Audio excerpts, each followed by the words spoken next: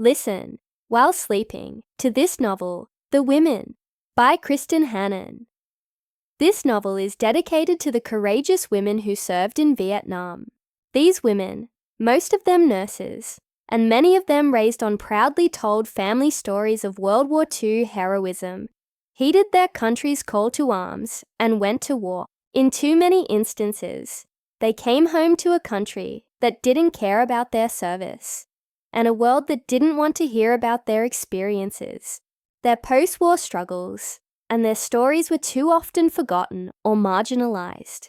I am proud to have this opportunity to shine a light on their strength, resilience, and grit, and to all veterans and POW, MIA, and their families who have sacrificed so much. And finally, to the medical personnel who fought the pandemic and gave so much of themselves to help others. Thank you. Chapter 1. Coronado Island, California, May 1966. The walled-and-gated McGrath estate was a world unto itself, protected and private. On this twilight evening, the Tudor-style home's mullioned windows glowed jewel-like amid the lush, landscaped grounds. Palm fronds swayed overhead. Candles floated on the surface of the pool, and golden lanterns hung from the branches of a large California live oak. Black-clad servers moved among the well-dressed crowd, carrying silver trays full of champagne, while a jazz trio played softly in the corner. 20-year-old Frances Grace McGrath knew what was expected of her tonight. She was to be the very portrait of a well-bred young lady, smiling and serene. Any untoward emotions were to be contained and concealed, born in silence. The lessons Frankie had been taught at home and at church and at St. Bernadette's Academy for Girls had instilled in her a rigorous sense of propriety. The unrest going on across the country these days, erupting on city streets and college campuses, was a distant and alien world to her, as incomprehensible as the conflict in faraway Vietnam. She circulated among the guests, sipping an ice-cold Coca-Cola, trying to smile, stopping now and then to make small talk with her parents' friends, hoping her worry didn't show. All the while, her gaze searched the crowd for her brother, who was late to his own party. Frankie idolized her older brother Finley. They'd always been inseparable, a pair of black-haired, blue-eyed kids, less than 2 years apart in age, who'd spent the long California summers unsupervised by adults, riding their bikes from one end of sleepy Coronado Island to the other, rarely coming home before nightfall. But now he was going where she couldn't follow. The roar of a car engine disturbed the quiet party. Car horns honked loudly in succession. Frankie saw how her mother flinched at the noise. Bet McGrath hated anything showy or vulgar, and she certainly didn't believe in announcing one's presence by honking a horn. Moments later, Finley banged through the back gate, his handsome face flushed, a lock of curly black hair fallen across his forehead. His best friend, Rye Walsh, had an arm around him, but neither looked too steady on his feet. They laughed drunkenly, held each other up, as more of their friends stumbled into the party behind them. Dressed impeccably in a black sheath, with her hair in a regal updo, Mom moved toward the group of laughing young men and women. She wore the pearls her grandmother had bequeathed her, a subtle reminder that Bet McGrath had once been Bet Alexander, of the Newport Beach Alexanders. "Boys," she said in her modulated charm school voice, "how nice that you are finally here." Finley stumbled away from Rye, tried to straighten. Dad motioned to the band and the music stopped. Suddenly, the sounds of Coronado Island on a late spring night, the throaty purr of the ocean, the whisper of the palm fronds overhead, a dog barking down the street or on the beach, took over. Dad strode forward in his custom-made black suit, crisp white shirt and black tie, holding a cigarette in one hand and a Manhattan in his other. With his close-cropped black hair and square jaw, he looked a little like an ex-boxer who'd hit the big time and learned how to dress well, which wasn't too far off. Even among this handsome, well-dressed crowd, he and Mom stood out, radiated success. She was old money and had always been at the top of the social ladder. He had climbed his way up to stand confidently beside her. Friends, family, recent academy graduates, Dad said in his booming voice. When Frankie was young, he'd still had a hint of an Irish accent, which he'd worked hard to eliminate. He often touted his own immigrant mythology, a story of bootstrapping and hard work. He rarely mentioned the good fortune and opportunity that had come with marrying the boss's daughter, but everyone knew, they also knew, that after the death of Mom's parents, Dad had more than tripled their wealth with his zeal for developing California real estate. He put an arm around his slender wife, drew her as close as she would allow in public. "We are grateful that you have come to help us say bon voyage to our son, Finley." Dad smiled. No more bailing him out of the Coronado police station at 2 a.m. after some ridiculous drag race. There was a smattering of laughter. Everyone at this party knew the circuitous track Finley had taken to adulthood. From earliest memory, he had been a golden boy, a wild child who could make the hardest heart soften. People laughed at his jokes. Girls followed him everywhere. Everyone loved Finley, but most agreed that he was a handful. He had been held back in 4th grade, more for constant mischievousness than anything else. He was sometimes disrespectful in church, and he liked the kind of girl who wore short skirts and carried cigarettes in her purse.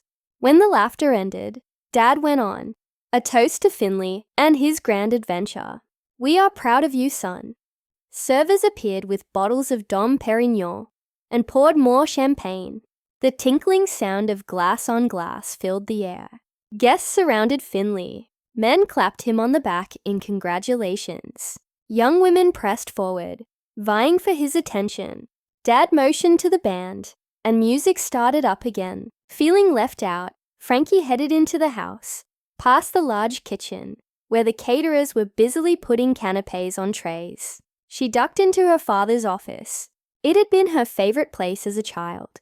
Big tufted leather chairs, footstools, 2 walls of books, a massive desk. She flicked on the light. The room smelled of old leather and cigars, with a hint of expensive aftershave. Neatly organized stacks of building permits and architectural plans lay atop the desk.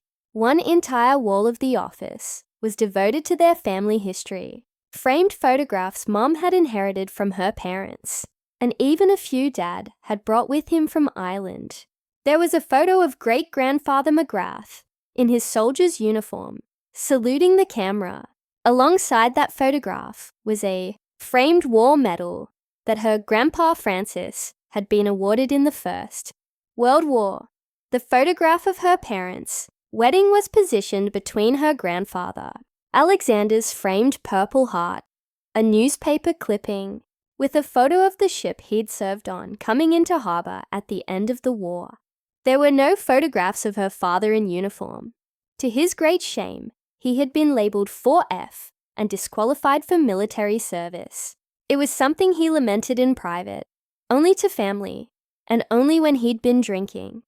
After the war, he'd convinced Grandpa Alexander to begin building affordable housing in San Diego for returning veterans. Dad called it his contribution to the war effort, and it had been spectacularly successful. In conversation, he was always so military proud that in time, everyone on Coronado seemed to forget he hadn't served. There were no photographs of his children, not yet. Her father believed that one had to earn their way onto this wall. Frankie heard the door open quietly behind her, and someone said, "Oh, I'm sorry. I don't mean to intrude." She turned and saw Rye Walsh standing in the doorway. He held a cocktail in one hand and a pack of old gold cigarettes in the other. No doubt he'd been looking for a quiet place to smoke. "I'm hiding from the party," she said. "I don't feel much like celebrating, it seems." He left the door open behind him. "I was doing the same thing, I guess. You probably don't remember me. Joseph Ryerson Walsh. Goes by Rye, like the whiskey," Frankie said, trying to smile. It was how he'd introduced himself to her last summer. "Why are you hiding out? You and Finn are thick as thieves. You both love a good party." As he neared, her heart did a queer little stutter. He'd had that effect on her from their first meeting, but they'd never really spoken. She didn't know what to say to him now, when she felt a little bereft, lonely. "I'm going to miss him," he said quietly. She felt the sting of tears and turned quickly away, faced the wall of memorabilia. He moved in beside her. They stared up at the family photos and mementos. Men in uniforms, women in wedding dresses, medals for valor and injury, a triangle folded and framed American flag that had been given to her paternal grandmother. "How come there are no pictures of women up here, except for the wedding pictures?" Rai asked. "It's a hero's wall, to honor the sacrifices our family has made in service of the country." He lit a cigarette. "Women can be heroes." Frankie laughed. "What's funny about that?" She turned to him, wiped the tears from her eyes. Well, you don't mean—" "Yeah," he said, looking down at her. She couldn't remember a man ever looking at her in such a way, so intensely. It made her catch her breath. "I mean it, Frankie. It's 1966. The whole world is changing." Hours later, when the guests had begun to make their polite exits, Frankie found herself still thinking about Rai and what he'd said. Women can be heroes. No one had ever said such a thing to her. Not her teachers at St. Bernadette's, not her parents, not even Finley. Why had it never occurred to Frankie that a girl, a woman, could have a place on her father's office wall for doing something heroic or important? That a woman could invent something, or discover something, or be a nurse on the battlefield, could literally save lives. The idea of it was like an earthquake, an upending of her sheltered view of the world, of herself. She'd been told for years, by the nuns, by her teachers, by her mother, that nursing was an excellent profession for a woman. Teacher, nurse, secretary. These were acceptable futures for a girl like her. Only last week her mother had listened to Frankie talk about her struggles in upper-level biology and said gently, "Who cares about frogs, Francis? You're only going to be a nurse until you get married. And by the way, it's time you start thinking about that. Quit rushing through your classes and slow down. Who cares if you graduate early? You need to date more." Frankie had been taught to believe that her job was to be a good housewife, to raise well-mannered children and keep a lovely home. In her Catholic high school, they'd spent days learning how to iron buttonholes to perfection, how to precisely fold a napkin, how to set an elegant table. At the San Diego College for Women, there wasn't much rebellion among her classmates and friends. Girls laughed about working for their MS degree. Even her own choice of nursing as a degree hadn't required much introspection.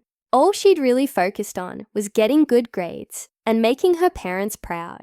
As the musicians packed up their instruments and the waiters began clearing away the empty glasses, Frankie flipped off her sandals and left the yard and wandered across empty Ocean Boulevard, the wide paved street that separated her parents' house from the beach. The golden sand of Coronado Beach stretched out in front of her. Off to the left was the famous Hotel del Coronado, and to the right was the large naval air station North Island, which had recently been recognized as the birthplace of naval aviation. A cool night breeze plucked at her bouffant chin-length bob, but it was no match for the layer of aqua net that kept every strand in place. She sat down in the cool sand, looped her arms around her bent knees, and stared out at the waves. A full moon hung overhead. Not far away, a beach bonfire glowed orange. The smell of smoke drifted on the night air. How did a woman go about opening up her world? How did one begin a journey when no invitation had been issued? It was easy for Finley. The path had been laid out for him. He was to do what all the McGrath and Alexander men did: serve his country with honor, and then take over the family real estate business. No one had ever suggested any future for Frankie beyond marriage and motherhood. She heard laughter behind her, the sound of running feet. A young blonde woman took off her shoes at the water's edge and splashed into the surf. Rai followed her, laughing, not even bothering to take off his shoes. Someone sang, "Walk Like a Man," off-key. Finley plopped down beside Frankie, fell drunkenly into her. "Where have you been all night, doll? I missed you." "Hey, Finn," she said quietly. Leaning into him, she remembered their lives on this beach. As children, they'd built elaborate sandcastles and bought creamsicles from the jangling ice cream truck that drove up and down Ocean Boulevard in the summer. They'd spent long hours on their surfboards, feet dangling over the sides, talking beneath the hot sun as they waited for the right wave, sharing their deepest secrets. Together, always. Best friends. She knew what he needed from her now. She should tell Finn she was proud of him and send him off with a smile, but she couldn't do it. They'd never lied to each other. It didn't seem like the time to start. "Finn, are you sure you should go to Vietnam? Ask not what your country can do for you. Ask what you can do for your country." Frankie sighed. She and Finley had idolized President Kennedy. His words meant something to them, so how could she argue? "I know, but it isn't dangerous, Frankie. Trust me, I'm a Naval Academy graduate, an officer with a cushy assignment on a ship. I'll be back in no time. You'll hardly have time to miss me." Everyone said the same thing. Communism was an evil that had to be stopped. These were the Cold War years. Dangerous times. If a great man like President Kennedy could be shot in broad daylight by a Red in Dallas, how could any American feel safe? Everyone agreed that communism couldn't be allowed to flourish in Asia, and Vietnam was the place to stop it.